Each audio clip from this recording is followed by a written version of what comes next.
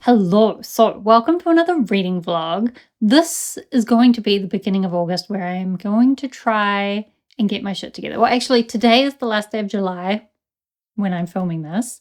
And in July, I didn't read as much as I would have liked to read, mainly because I spent a lot of time playing Hello Kitty Island Adventure. And I'm not sad about that. I've been really enjoying it, but I'm getting to the point in the game where I feel like I can play a little bit less. I will still be playing it. And actually, I've been really enjoying like most nights, just spending a little bit of time playing the game, listening to some music. It's very relaxing. So like, that's not a bad thing. But I've been sad that I haven't been reading as much or doing a bunch of other things. So we're going to try and sort that out in this reading vlog. Although today's the last day of July, and what I'm going to try and do is at least read one book more off my July TBR, because I had this book out, Into the Distant Clouds by Lee Murray. I had it out from the library, and because I took so long getting to it, it returned itself. However, I put a new hold on it, and it's come through just yesterday, come through again. So because this is just like a little short story anthology, I'm going to try and finish it off today. I did actually read the first couple of stories last night, and I think there's like 6 altogether or something. And these are short stories set in the world of Taine McKenna, which is like, I don't know. So this series, there's an original trilogy, and then these are short stories set in the same world. And in the original series, we basically have a bunch of people from the New Zealand Defence Force, as well as some people from the Department of Conservation, as well as usually some civilians and some criminals, all like in the middle of nowhere in New Zealand. And then there'll be some kind of creature that they come across. And it's kind of like military creature horror, which isn't normally something I would say I usually like. However, I did really enjoy that series. Maybe it's because they tend to incorporate Maori mythology as well. I don't know, but I just find them a lot of fun. So I already read the first 2 short stories in this. The first one was kind of based on the Tangiwai. Is that how you say it? Tangiwai. My Maori pronunciation is shit. I try, but, well, do I try hard enough? Maybe not. Anyway, the summary is my pronunciation is shit. But this was like a train disaster that happened, it told me, 1953, Christmas Eve. Basically, the local volcano, so like close to where I live, the volcano that I can see from my house, the mud coming down from it caused the bridge supports over the river to like wash away. And then the first 3-4 carriages of the train, second class, all ended up in the river. No survivors, but there was a guy who saw the train was coming and like rushed to signal the drivers. So they didn't stop in time, but they did manage to stop and save the first class carriages at the back of the train. And also there was one carriage that was kind of like hanging, and there were a couple of guys that like really worked hard to save people from that. Anyway, big disaster. Also, Christmas 1953 was when Queen Elizabeth and Prince Philip were visiting New Zealand, so they were there for that. So that's a little weird side bit, not in the short story. So the short story we got in the main trilogy, there's like this older Maori man who kind of has a link to the spirit world, and this is a story of him when he's much younger and happens to be on the train. I'm not 100% sure about the historical accuracy, but it was just quite a nice little story about him being a hero in this situation. And then the second one is one I'd actually read before, where the main super action hero guy, Taine McKenna, has gone with like his girlfriend over to France for a holiday, and it doesn't work out because they come across these like horrible creatures that like, I don't know, reproduce in people and like turn them into some kind of horrible infectious mess.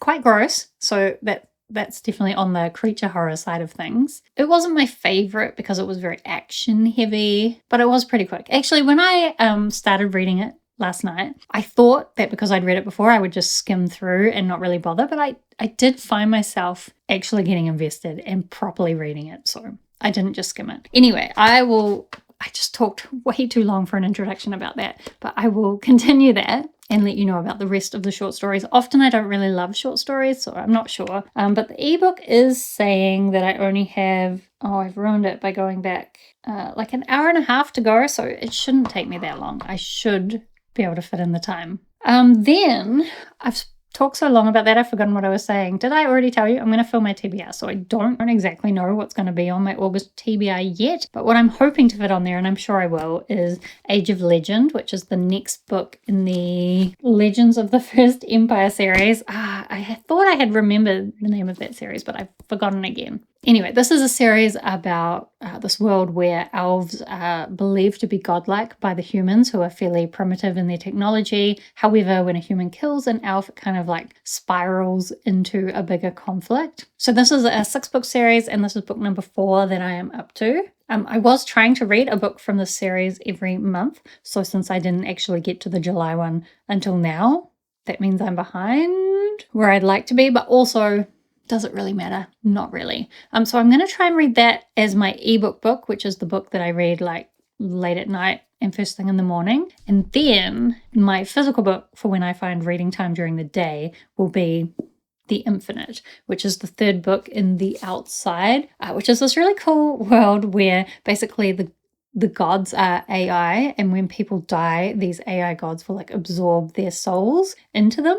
And so like it's in the best interest of the AI gods for the humans to be doing really great things, but not too great because we don't want them to get out of control. And in the first book, there's kind of this weird reality bending thing going on, and the angels have been sent in to deal with it. The second book didn't really go in the direction I was hoping. It wasn't quite weird enough for me, but this 3rd book, it's kind of implies that the main perspective character, I think it's going to be multi-perspective, but it implies that the main perspective character is this original scientist who discovered this non-reality thing.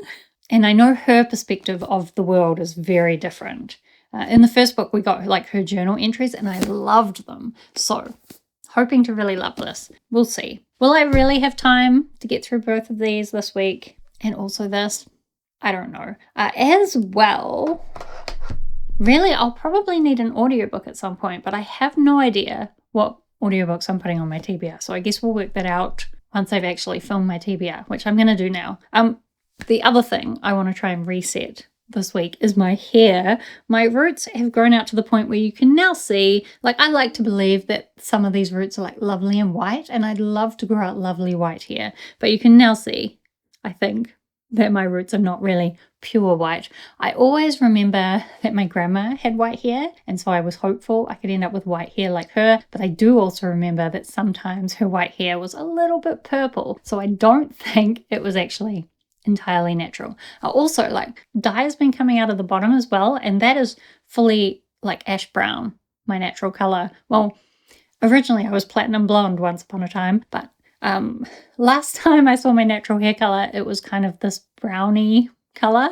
So it's definitely still that at the bottom. Who knows what it's like in the middle. So what I'm thinking of doing is like re-bluing this darker blue at the bottom. And then I've bought a couple of other semi-permanent hair dyes that are maybe lighter blues to try and deal with my roots and like more naturally blend in to my natural color.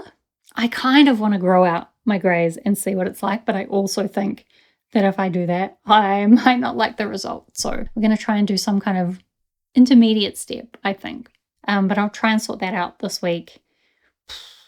Actually, it's already Thursday, so when I say this week, I mean the end of this week and next week, which I think is reasonable. I don't know what else is happening. Obviously, still probably a lot of Hello Kitty Island Adventure, but maybe some other things as well. We'll just see.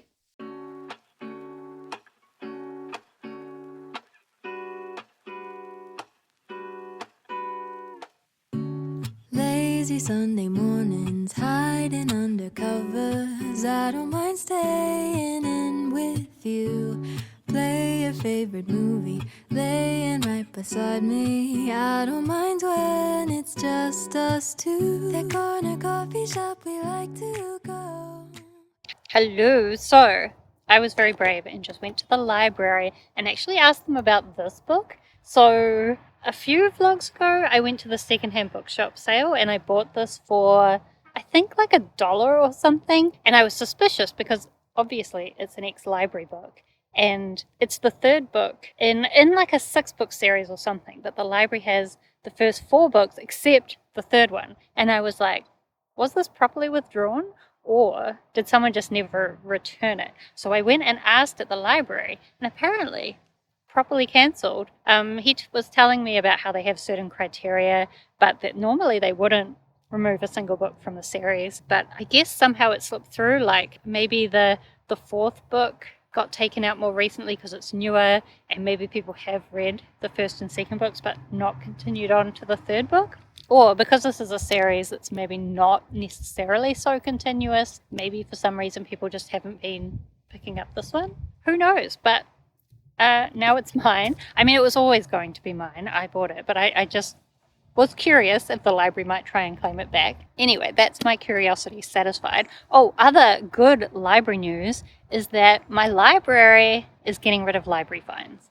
It's kind of ironic. Oh, I shouldn't hit the microphone, should I? Kind of ironic because just in my last vlog, I was rushing to finish The Devils on the day it was due back because I didn't want to get library fines.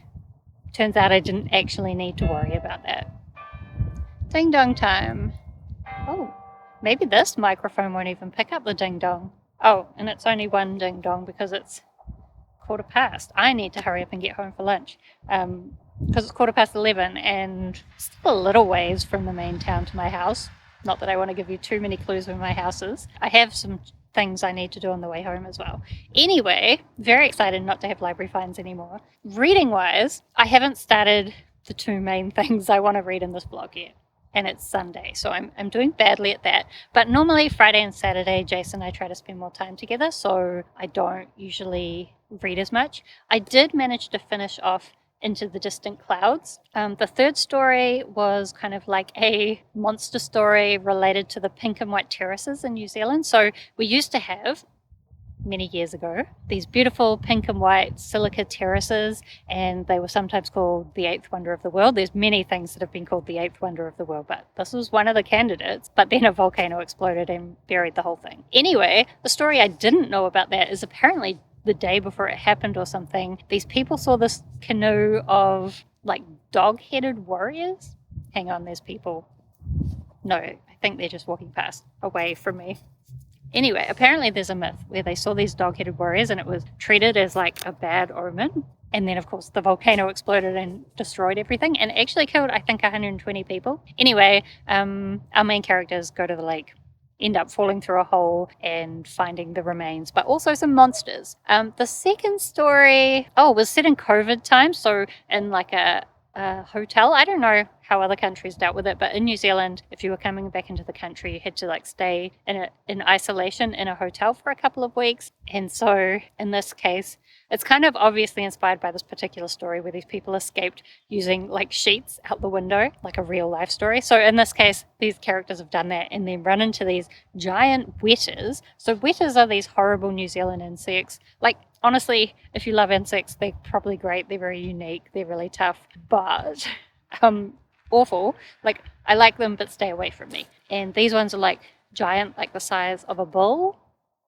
Awful. And then the last story, I mean, I guess you don't need to know, but I think what I like about these stories is the setup. So the last story was about these like Chinese miners that died and their remains were meant to be shipped back to China, but then the ship sunk and now their ghosts are getting up to trouble because people have been messing with their remains. So I think that's the thing with all these stories. I really like the setup and learning about the setup, but then kind of the action and the creatures, it was fine, but I mean, they're short stories, so they're not really doing that much with the ideas other than just the action. And the writing is like serviceable. It does its job. It's not amazing, not terrible, just kind of good. So a fun little short story anthology, but as I said, I don't tend to love short story anthologies, so that's about what I expected. The other thing that I have been reading is an audiobook, so I'm very excited because I got Vita Nostra. I just dropped my phone. Anyway, I'll pick it up after. Vita Nostra. I'm 20% of the way in. I've read this before and I love it. And I'm so excited to be rereading it because the third book in the series has just been translated from Russian to English, but it's been a while since I read the first two books, so I wanted to reread it. And I'm so happy that I decided to do it because I love it. It's like the weirdest story. We start out with this young girl. She goes to the beach like to stay at this beach town with her mother, and then she runs into this guy who starts giving her these tasks, and when she does them, she like vomits these coins, which then eventually earn her place in this Institute of Special Technologies. So 20% in, she's just started the classes, and just like everything about the whole experience is bizarre, but there's this kind of looming threat that if they don't do what they're supposed to do, that their family will end up being hurt. And so they're kind of forced to go along with it. And I don't know, I just love it. There's so many lines that have me like grinning and laughing, even though it's not comedic. It's the weirdness of it that I love, and just these strange situations, and the characters have no understanding. And I feel like on the second read, there's a lot of details that either I'd forgotten or I didn't pick up on the first time. And also lots of things that I'm like understanding different now that I kind of have a better idea of what's going on, even though this is not the kind of book where you ever really have a full grasp of what's going on. Anyway, I am going to go and get my chores done and get home for lunch. And I'm very excited to be able to continue Vita Nostra. And maybe when I get home, I will be able to resist the temptation of Hello Kitty Island Adventure, which I haven't played today, and I didn't play last night. So it's the kind of game where there's like a little bit to do every day. So I kind of want to play it every day. And the day resets at 6 p.m. New Zealand time. Anyway, I'll try and resist the temptation to do that and maybe read instead, but we'll see. Hello. So I'm about to film my July reading wrap up, and also I spent the morning getting some reading done and a bit last night. Anyway, I've done some reading, so maybe I'm getting back to being productive and also reading, maybe. Although I feel like any day that I have a good day, like I get things done and I get a bunch of reading done, I'm like, this is it. This is what I'm going to do every day from now on. And then of course life doesn't work like that. Anyway, let me tell you about what I've read. So we'll start with The Infinite. So this, I am 25% of the way through, I think. So what can I actually say without spoilers? We have had the scientist that I thought we were going to get. She has been in the story, but we haven't had her perspective exactly. It is more just continuing on from the events of the previous book. So we've basically got this group of like resistance people kind of resisting against, it's so hard to explain this book, kind of resisting against what the gods want to do, but the gods are doing that as a result of what the scientist did. And there's this particular group that have a lot of trauma and like mental illnesses that are really struggling. They also have like kind of certain abilities that mean it makes sense for them to kind of be leading this resistance, or at least to be doing something. And there's now this other big looming threat. We've also been getting some of the angels. It's kind of like these rebel angels. Are they good? Are they not? I guess different characters are in different positions there. This is impossible to talk about, but I am enjoying being back with the characters. I do find with this book, or with this series, there's often not a lot happening. A lot of it is the characters thinking about what to do, which often I feel like I wouldn't like, but somehow in this series, it's an interesting enough world, and the characters are dealing with interesting problems, both like problems external to themselves and also problems internal to themselves, that it kind of doesn't matter that not much is happening. And normally I would say I'm a quite plot-based reader, but I am liking the characters on this. And actually it's probably the same with Age of Legend. So this one, it's interesting because the author always does like a little note at the beginning of these books. And in this one, he's saying that, different from a lot of the previous books in the series, he's going to jump through time a little bit just because he wants to cover such a large amount of time. And it has had a little time skip. But at the same time, I do feel like we're still really there following along with the characters. And it does feel like it follows on very naturally from the previous book in the series. And I think I'm glad that we're skipping ahead in time, because it wouldn't make sense for the kind of epic fantasy things that are happening in this book to happen in a shorter period of time. We need to have those time skips to kind of like move things forward. So I'm enjoying being back with these characters. I do really like the characters and the particular emotional problems that they're kind of dealing with, as well as this bigger elves versus humans conflict that's going on.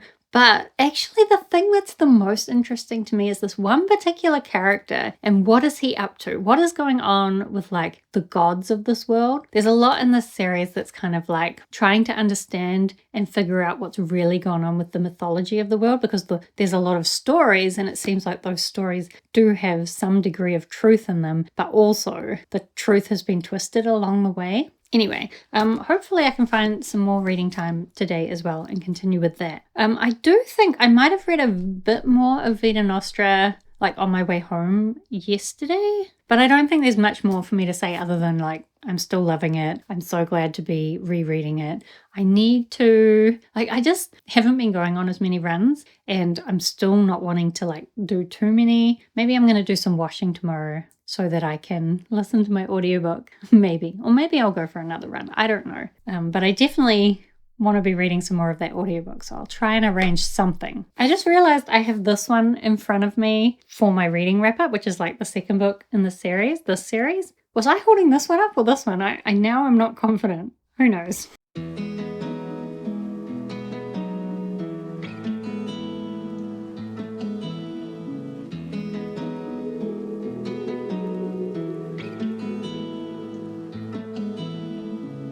Pick it up from the top, hit restart. So far it's been so hard to live, but lately something in me changed. Let it go, let it be. Don't fight your way back in. Let me go, let me be. It's time that we begin. Welcome to a new life. Dripping in gold, that's nice. Hello. So I have re-blued my hair. To be honest, whatever I was planning, my roots didn't really work out. You can see maybe there's a little bit of light blue, but I can't actually tell if I made a difference to the rest of it or not. I didn't take a before photo, so what I'm going to do is compare this footage to my footage from the last clip and then decide if I achieved anything, but probably I'm going to do something else, but I don't know what yet. But at least my blues are bluer. Anyway, reading update. What should I talk about first? Let's do it in order of enjoyment. So, I have been listening to Vita Nostra and I am loving it. In fact, I'm wondering now, is this my favorite book?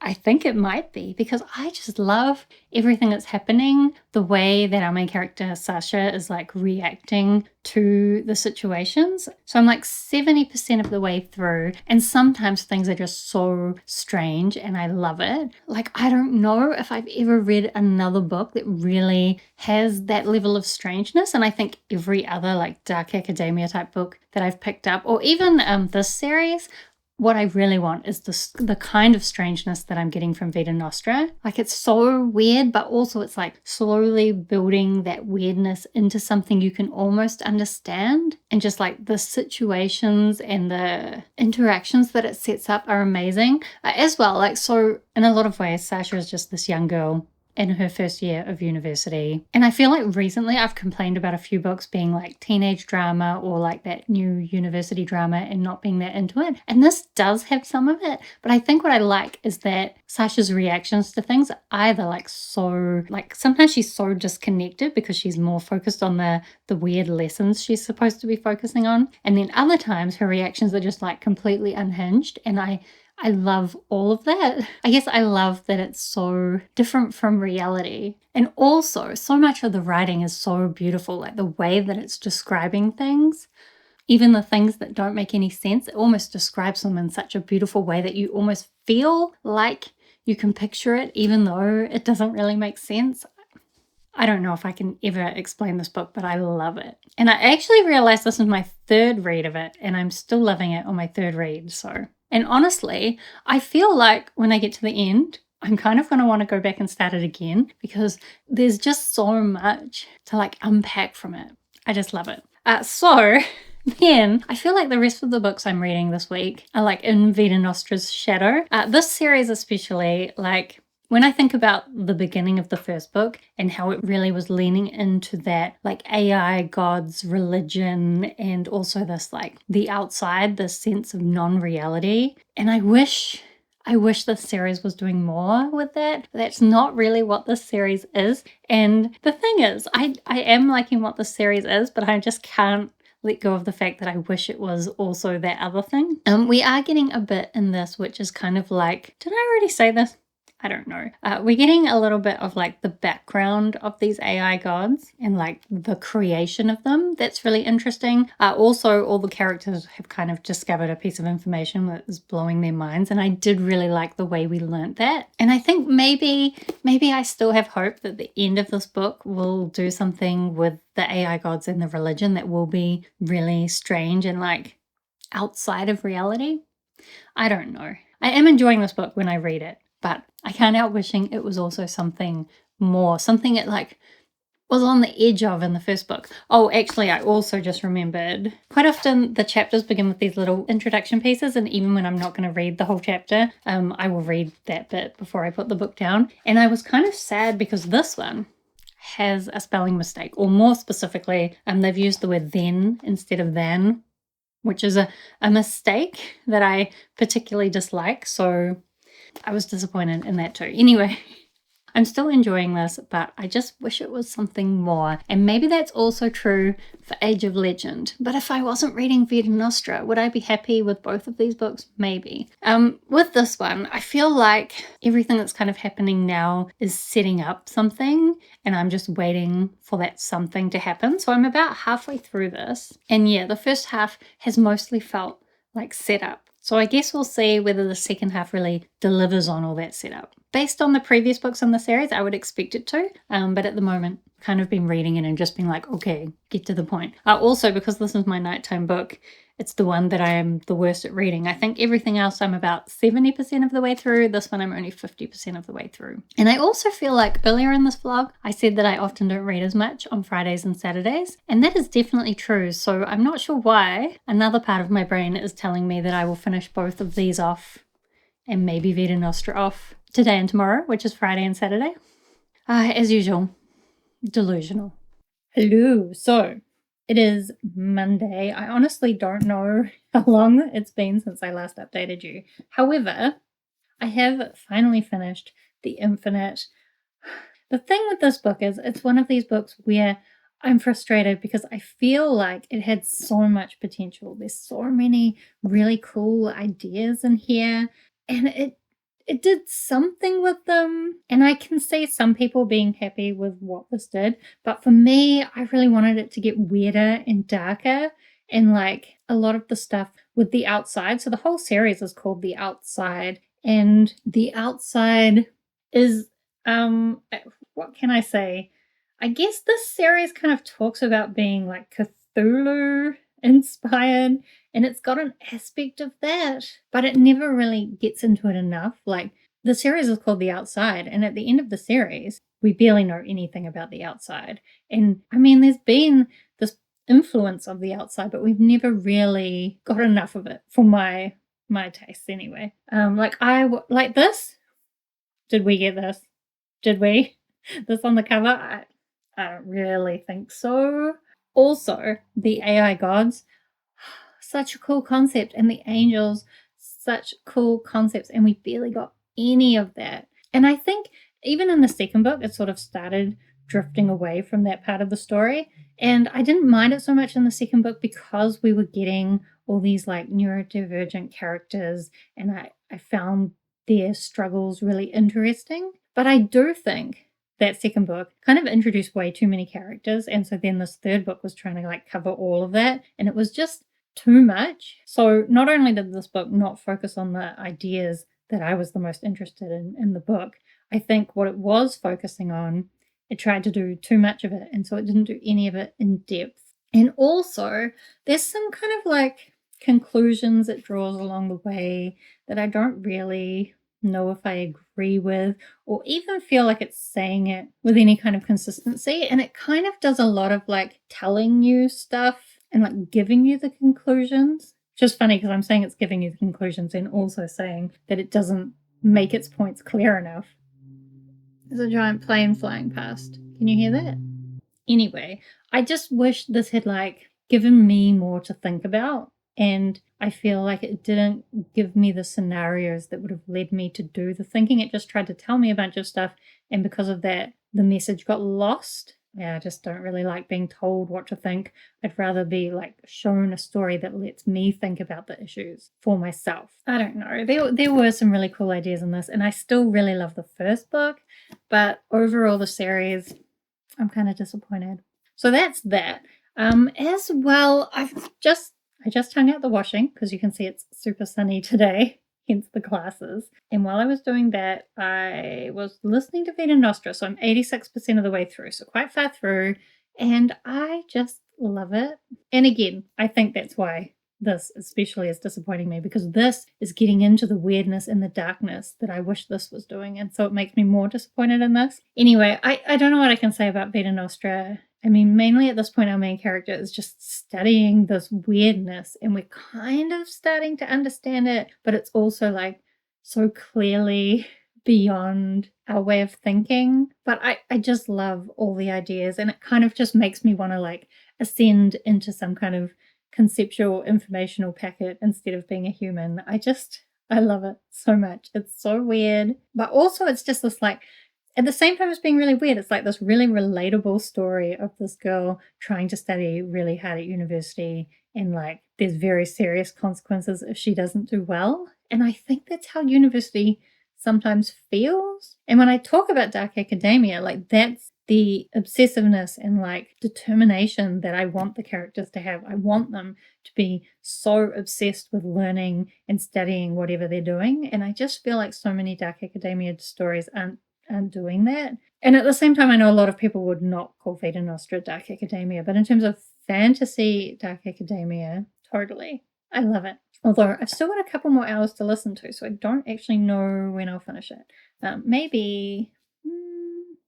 It keeps saying on the weather report that it's going to rain, but right now it's a beautiful sunny day, so maybe tomorrow I'll go for a run if it's like this. As well, Age of Legend, this one, I'm only about halfway through, and I still feel like the story is in setup mode, and it's really relying a lot on how much connection I feel to the characters. But even then, I want the characters to be doing more. But a group of our characters have just kind of started going on this little questy type thing. And that, I think, is where things are going to get exciting. So hopefully the second half will really kind of pick up a little bit.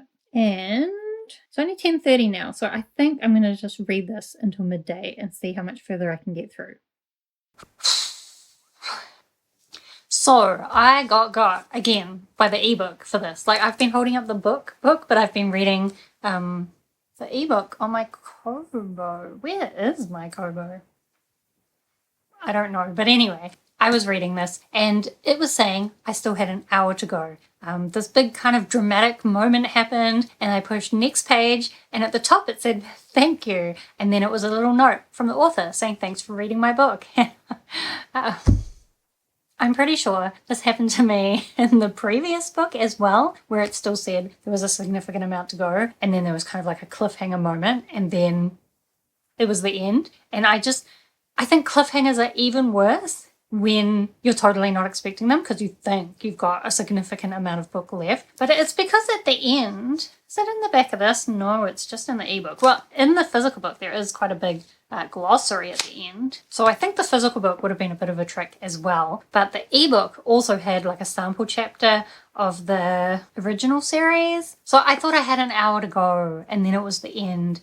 And I'm kind of annoyed because it still felt like we were in setup mode. And when I was saying an hour to go, I was like, how is it going to wrap all this up in an hour? Like, things are going to have to really escalate for this last hour of the book. But no, things are going to really escalate in the next book, I guess.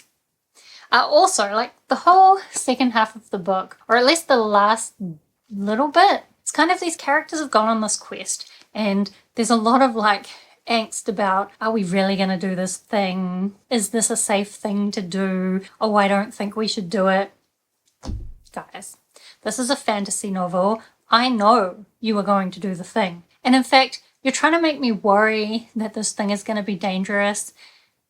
And maybe it is. Michael J. Sullivan has shown that he's not afraid to kill off a main character or two along the way. But also for logic reasons, based on things that have been said, or even just the format of the book, they're going to do the thing. It's going to work out. So all these chapters and chapters of them having to talk themselves into doing it, I was kind of like, hurry up and do it. Like, I know you're going to do it. Just do it already.